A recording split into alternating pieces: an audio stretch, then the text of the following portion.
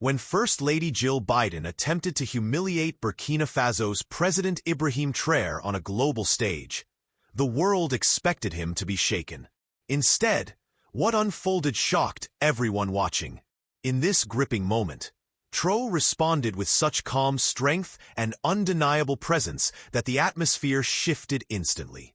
Viewers were left in awe, Jill Biden visibly stunned, and social media erupted with debates.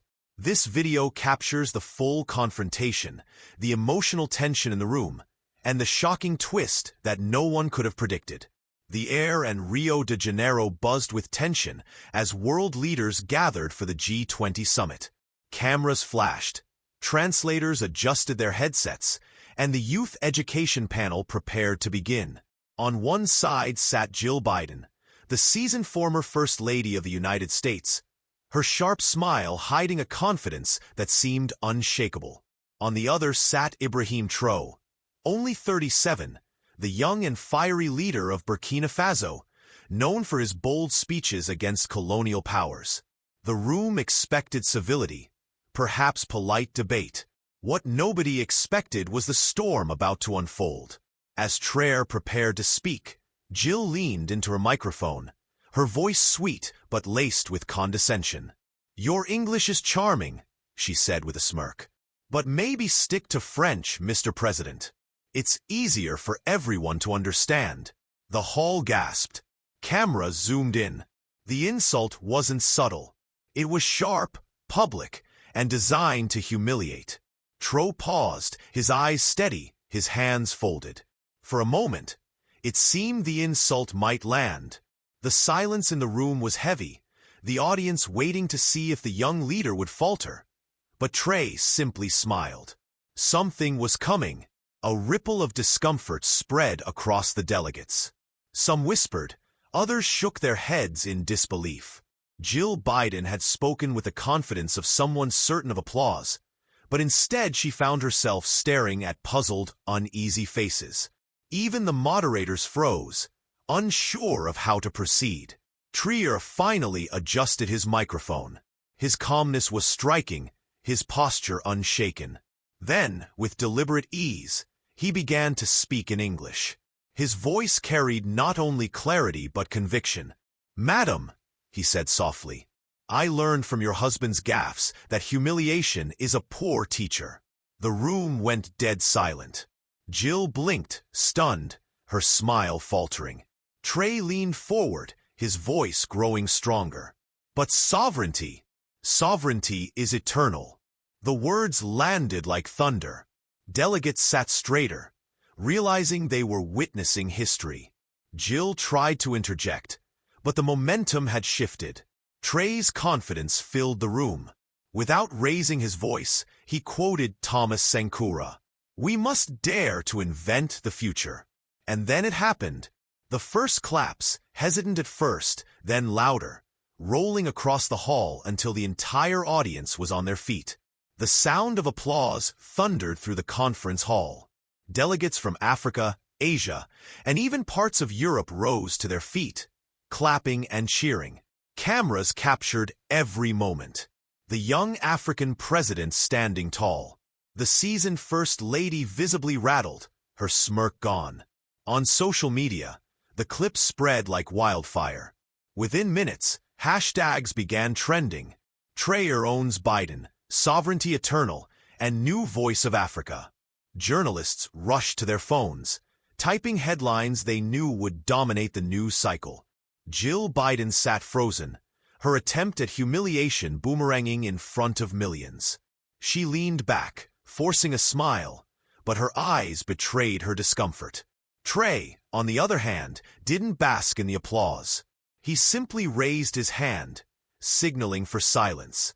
He continued in flawless English, outlining his vision for youth education free from neo-colonial control. He spoke of Burkina Faso's struggles, but also its resilience. "We are not here to be left at," he said. "We are here to be heard." Tears welled up in the eyes of some young African delegates in the crowd. The moment wasn't just political, it was deeply personal, a strike at the dignity of an entire continent. And it was only the beginning. The applause had ended, but the tension in the room did not fade. Delegates leaned toward each other, whispering furiously. Cameras from every corner of the hall were still locked on Traoré. Jill Biden sat stiffly, her hands clasped on her lap, eyes darting toward the moderator as though waiting for rescue. But no rescue came. What unsettled everyone most was the shift in power. This wasn't supposed to happen. A young African leader, often dismissed in Western media, had just commanded the stage with elegance and wit, and Jill Biden, once considered untouchable in diplomatic spaces, had been publicly outmaneuvered. The moderator cleared his throat nervously and tried to redirect the discussion, but all eyes remained fixed on Traoré. Some African delegates clapped again softly, refusing to let the moment fade. Even delegates from Asia and Latin America nodded with approval. One French journalist scribbled quickly in his notebook, muttering to his colleague, "This is the headline. Traoré owns the stage." Jill's face remained calm, but her eyes betrayed the sting. She hadn't just lost a point. She had lost the entire room, and the cameras had caught it all. By the time Traoré left the hall, the world outside had already erupted. Clips of the exchange spread like wildfire on Twitter, TikTok, and Instagram. The hashtags Dar Trianones Biden and the Sovereignty Eternal trended in dozens of countries within hours. Young Africans posted reactions with tears in their eyes. "This is the leader we've been waiting for." Students in Brazil shared memes of Traoré standing tall with Sankara's quote as a caption. Even some American youth admitted online, "He just embarrassed our First Lady without being disrespectful." That's real power. At the White House press room, aides scrambled to prepare statements, but the damage was already done. The internet was unforgiving. Side-by-side screenshots showed Jill smirking before the insult, and Jill stunned after Traoré's reply. The contrast became a symbol of arrogance undone by truth. Meanwhile, in Rio, journalists flooded Traoré with requests for interviews. His schedule, once overlooked by major outlets, was now fully booked. CNN, BBC, Al Jazeera. Everyone wanted his words. And yet, Traoré remained calm, declining most offers. He wasn't chasing attention. He had delivered his message, and that alone had lit a fire across the globe. Inside a private chamber after the session, tension thickened. American aides huddled around Jill Biden, their whispers sharp, their faces red with frustration. "This shouldn't have happened," one muttered. Jill waved them off, insisting she had only been misunderstood. But deep down, she knew the truth. She had miscalculated. Meanwhile, in another room across the summit venue, Traoré sat quietly with a handful of African delegates. They weren't celebrating with champagne or laughter. Instead, they sat in awe, replaying the words he had spoken. "You reminded the world who we are," said a delegate from Ghana. His voice trembling. Traoré simply nodded. "It wasn't about me," he replied. "It was about dignity. Our dignity." Outside those walls, chants erupted from students gathered near the venue. "Traoré! Traoré!" They waved Burkinabe flags, their voices carrying into the night. In that moment, it became clear this was bigger than one insult, bigger than one summit. A shift had begun, and the world was watching. The stage was set for a storm far greater than anyone imagined. By morning, the confrontation had become the headline of nearly every major news outlet. Traoré stuns the G20, read The Guardian. CNN rolled the clip on repeat, analysts debating every word, every pause, every glance. French media, once critical of him, begrudgingly admitted his composure had been unmatched. But it was not just the press. It was the people. From Dar to São Paulo, from New York to Ouagadougou, ordinary citizens shared the clip, their captions filled with admiration. In Burkina Faso, school children recited his words in classrooms, their teachers holding back tears. The White House issued a carefully worded statement that the remarks had been taken out of context. Yet the damage was irreversible. Comment sections across platforms overflowed with fiery arguments. Some defended Jill Biden, but the majority praised Traoré for standing tall against humiliation. The internet crowned him with a new title, the Lion of Africa. And though he did not seek the title, it spread like wildfire. Inside Washington, the fallout was brutal. Senior aides huddled around President Joe Biden, showing him clips of the exchange. His face hardened as the video replayed Traoré's flawless English quip. It was impossible to spin. The humiliation was clear. Jill Biden sat quietly in the corner of the Oval Office, staring at the floor as advisors debated damage control. Some suggested ignoring it. Others pushed for a public apology. But an apology would mean admitting defeat, and that was unthinkable. Meanwhile, U.S. allies whispered behind closed doors. Germany's chancellor remarked to her aides, "The boy from Burkina Faso has shaken them." Even in countries traditionally aligned with Washington, the mood shifted. Respect was quietly moving in Traoré's direction. That evening in Burkina Faso's capital, Ouagadougou, thousands marched with candles, chanting his name. They weren't just celebrating a clever comeback. They were celebrating dignity. For once, they felt seen, heard, and respected on a global stage. In Washington, silence felt heavier than any speech. While the world debated, Traoré chose silence. That night, in his modest Rio hotel room, he sat by the window, looking out over the glowing city. He did not scroll social media, nor did he bask in the sudden wave of global attention. Instead, he thought of his people, the farmers working under the sun, the mothers struggling to feed their children, the young men who had died fighting terrorism in the Sahel.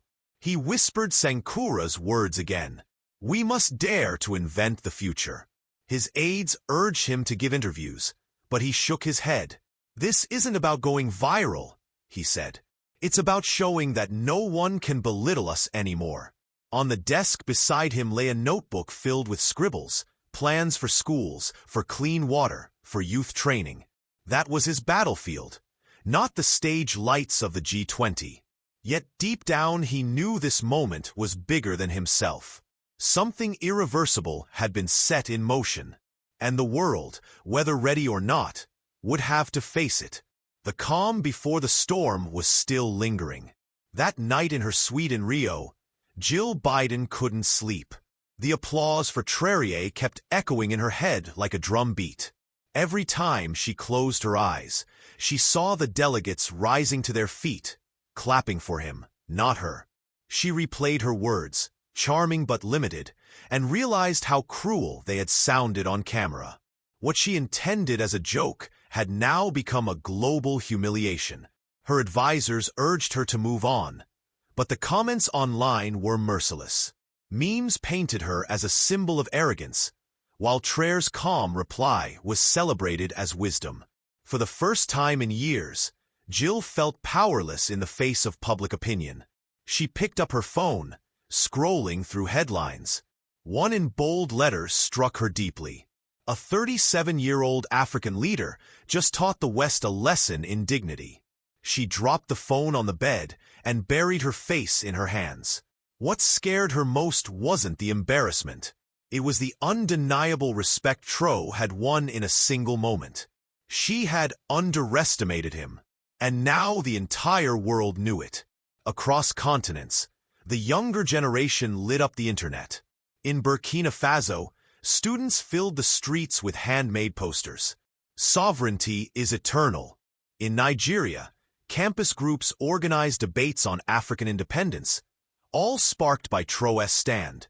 In Brazil, youth choirs even sang Sankar's words during demonstrations. One video from a Kenyan classroom went viral.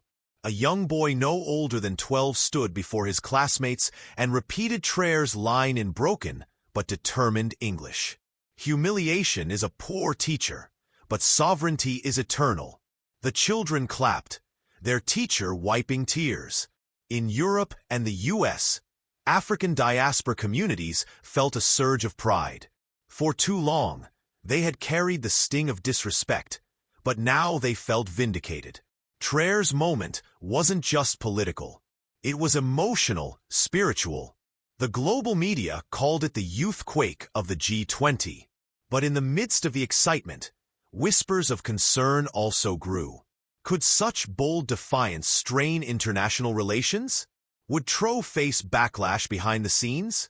Nobody knew. But one thing was certain. He had ignited something that could not be put out. 2 days later, in a quiet hotel conference room, Traoré received a surprising request. A senior U.S. envoy wanted a private conversation. His aides warned him it could be a trap, but Traoré agreed. Calmly, he entered the room, his simple suit contrasting the Americans' polished attire. The envoy didn't waste time. "You've embarrassed our First Lady," he said sharply. "Do you realize the consequences of such actions?" Traoré looked him in the eye, unflinching. "I didn't embarrass her," he replied softly. "She embarrassed herself. I only defended dignity." The envoy leaned forward, lowering his voice. "Your rise is dangerous. Tread carefully. The West does not forgive easily." Traoré smiled faintly. "Neither does Africa forget easily." The envoy left in frustration, but as the door closed, one of Traoré's aides whispered, "You're walking a thin line." Traoré nodded. He knew the risks, but he also knew this was bigger than politics. It was about rewriting how Africa was seen on the global stage. And once that truth was spoken, there was no going back. By the 4th day of the summit, the atmosphere around Traoré had grown heavier. While the youth and media celebrated him, diplomatic corridors buzzed with whispers. Western envoys avoided him at the coffee tables, yet their eyes followed him everywhere. African delegates, however, moved closer, eager to shake his hand. In one tense moment, a European minister approached him privately. "You've made your point," the minister said through clenched teeth. "But do you realize you've humiliated one of America's most respected figures? Be careful. Not every stage will be this forgiving." Traoré didn't flinch. "Respect must be mutual," he replied. "Africa is not a student in America's classroom. We are partners, or we are nothing." The word spread like wildfire among African journalists. By nightfall, the phrase "partners or nothing" had become another trending slogan online. Jill Biden, meanwhile, felt increasingly isolated. Every smile she forced seemed strained. Even allies whispered that she had given Traoré a gift, a stage to rise higher. And rise he did. The young leader's calm presence was now the unshakable center of the summit, whether the West liked it or not. On the 5th day, Jill Biden made an appearance at a charity luncheon for girls' education. Cameras clicked rapidly as she walked onto the stage, her face drawn and pale. The audience clapped politely, but the energy was different, subdued, skeptical. She began her speech about the importance of equal opportunity. Yet, her voice wavered. Midway, a group of African students in the crowd quietly held up small placards that read, "Sovereignty is eternal." The cameras caught it instantly. Jill froze for a brief second, her hands gripping the podium. The symbolism was undeniable. Her attempt to champion dignity now stood in stark contrast to her mockery days earlier. Some in the audience sympathized, but many felt the weight of irony. Social media exploded with the image of her speaking beneath those placards. After the event, aides tried to comfort her, but the truth was unavoidable. Her credibility had been shaken, not by loud attacks, but by the silent presence of young people inspired by Traoré. For the first time in her public life, Jill felt the sting of being overshadowed by a leader decades younger, yet commanding a moral authority she could not match. That same evening, Traoré attended a youth dialogue session organized by Latin American students. The hall was packed with young people waving flags from multiple countries. They expected a fiery speech, but what they received was far more moving. Traoré began by telling the story of a Birken Bay village where children studied under trees without books or electricity. He spoke of mothers who walked miles to fetch water, of farmers who labored without machines. His voice softened as he said, "When I stood up against humiliation, I wasn't defending myself. I was defending them." Then, unexpectedly, he pulled out a worn notebook. It belonged to a 14-year-old girl from Burkina Faso who had written to him before the summit begging him to speak for those who cannot be heard. Her words filled the room with silence. Some students wiped their tears, others held their hearts. When he finished reading, the hall erupted, not just in applause, but in sobs and chants. The moment was no longer about politics. It was about humanity. And in that moment, Ibrahim Traore was no longer just a president. He was a voice for the voiceless. By the 6th day of the summit, the incident had become more than just a headline. It had turned into a movement.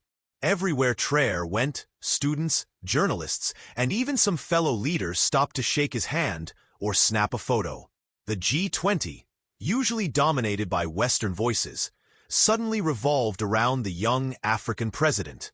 During one panel, a moderator cautiously asked him, "Mr. President, do you regret how things unfolded with the First Lady?" The hall went silent again. Traoré leaned forward and spoke slowly. "Regret belongs to those who intend harm. I only defended the dignity of my people. If that shook the world, perhaps the world needed shaking." The audience erupted in applause.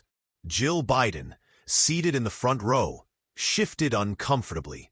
Cameras caught the flicker of emotion on her face. Pain mixed with respect. For the first time, she didn't attempt to smile. That night, news anchors called it the summit that rewrote the rules of diplomacy. Traoré's words were replayed on loop, etched into memory. He hadn't just stood his ground. He had changed the atmosphere of global politics. On the final day, Traoré shocked everyone once more. During his closing remarks, he turned toward Jill Biden. The audience braced for tension, but instead his words were gentle. "Madam," he said, "our exchange has been difficult, but let it not be remembered for bitterness. Let it be remembered as the day Africa reminded the world of respect." Then, to the amazement of all, he extended his hand. The hall froze. Jill hesitated, her eyes glistening, then slowly rose and shook his hand. Cameras flashed endlessly as the image captured a rare moment of grace. Humility on both sides. Delegates rose again. But this ovation felt different. It wasn't just for Traoré's defiance. It was for reconciliation. The clip spread online instantly, labeled the handshake heard around the world. For many watching, tears flowed freely. It wasn't about victory or humiliation anymore. It was about hope that leaders could stand firm, yet also show humanity.